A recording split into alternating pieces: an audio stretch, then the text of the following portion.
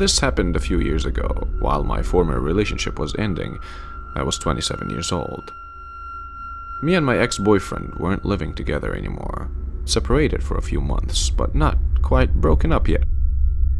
I had just found out from his twin brother that he was keeping me as backup while having fun with other girls, so I decided to end things. It was my birthday and was a bit emotional about this whole situation, so I decided to go to his place and end it properly, face to face. I took an Uber and went to the other side of town, very far away from where I live, and in a not so friendly or safe area for girls. I got there. We talked and ended things on good terms, given the situation. Now it was time to call an Uber and go back home. This was happening in November, on a rainy night, at about 2 a.m. My ride came. I got in, and I was still looking out the window and thinking. After 5 minutes or so, I noticed that my Uber driver was looking at me in the rearview mirror in every second when he could take his eyes off of the road. I brushed it off. This wasn't the first time when it happened, and I honestly was pretty sad to care. But then I noticed that he slowed down. A lot. This was when I started to pay attention to my surroundings, but without giving him the sensation that I was doing so.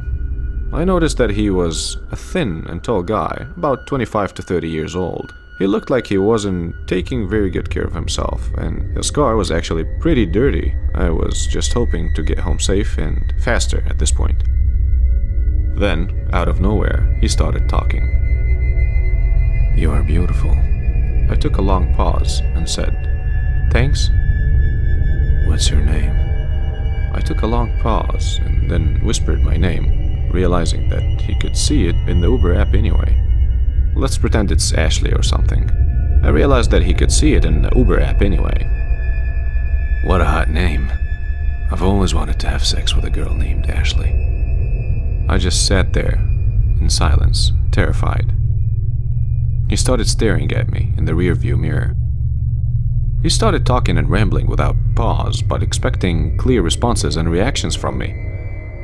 "Do you have a boyfriend?" "Yes." "What a shame. I wanted you to myself." I did not respond.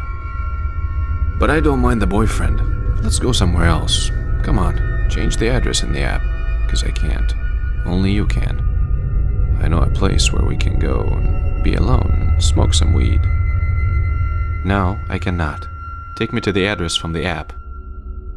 At this point, I started to pay close attention to the route he was taking. I was ready to jump out of the car if the situation had gotten really dangerous. Then he puts on a local rap song, which I never heard before. The lyrics were very explicit, describing what the singer does to a girl during sex. Extremely explicit lyrics. "Hear that?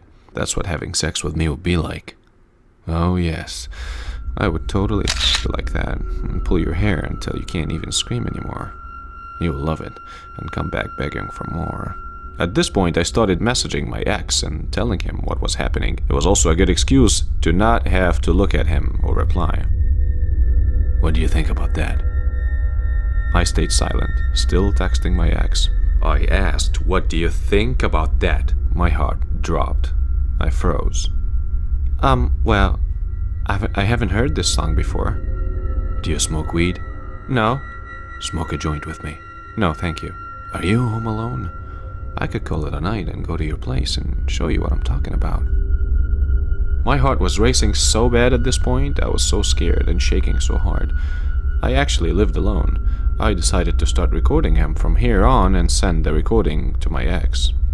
"No, my parents are waiting for me." "Ah, that sucks, man. But we can stay in my car. I'll join you in the back seat. We'll find a spot where it's dark." "No, I need to go home. I'm tired." "Come on. I'll make you come 3 times in 10 minutes, trust me." Where did I put that weed? And he started searching for it. My ex listened to this part and called me. I was so relieved when I saw my phone ringing.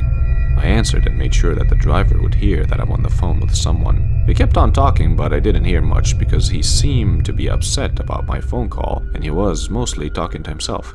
My ex was furious, but told me to say out loud things like where I am, when I get home, as if he was asking me and I was answering, and other stuff like my mom texted me and is waiting for me, to say that I will call him when I get home, etc. I ended the phone call and the driver asked me if that was my boyfriend, and I said it was.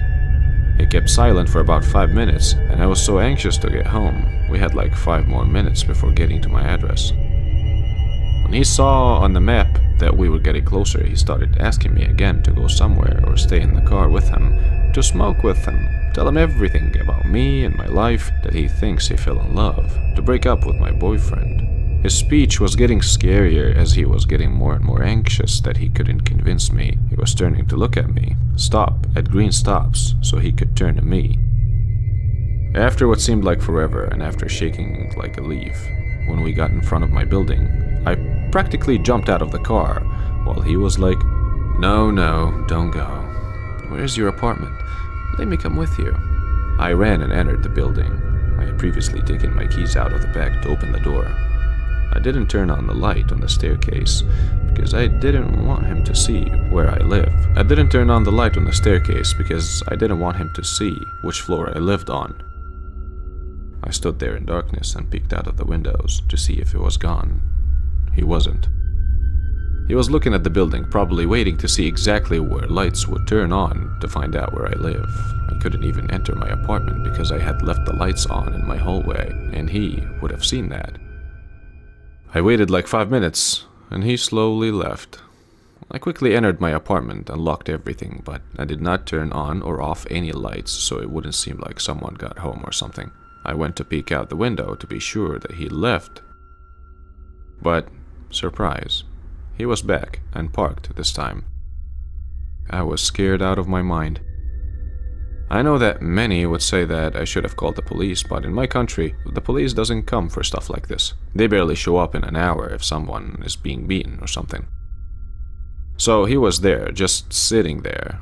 Then I got a message from an unknown number telling me to come back down because he was waiting for me. I froze. It was like my life could completely change because of a 30-40 minute ride with an unstable person. I didn't even know how he could take my number from the Uber app or if he buzzed me when he arrived to pick me up. I couldn't even remember. I did not reply. He sent a few more messages. I remember that one in particular really creeped me out. He was asking me to at least smoke a cigarette with him on the phone so he can hear me breathing and smoking. I texted back saying to leave me alone. He started calling, and I blocked the number. I was afraid that he could get so angry and try to get into the building and find me. I was looking out the window from behind the curtain, and I saw that after I blocked him, when he tried to call and couldn't, he started smashing his phone against the steering wheel. He finally left after 40 minutes or so. I kept watch for another 2 hours. He didn't return, thank God. The next day he messaged and called me from another number, but I blocked that one as well. He tried once more, 1 year later. I was so surprised, honestly. I blocked that number too, and never heard from him again. I am so glad that I never saw him or his car again, although right now I don't really remember how he looked like or what type of car he had. I reported everything to the Uber app, and I hope that they took measures. Honestly, I don't understand why nobody before me reported him. It didn't feel like it was the first time when he did this. It was somehow so easy for him. One of the worst experiences ever.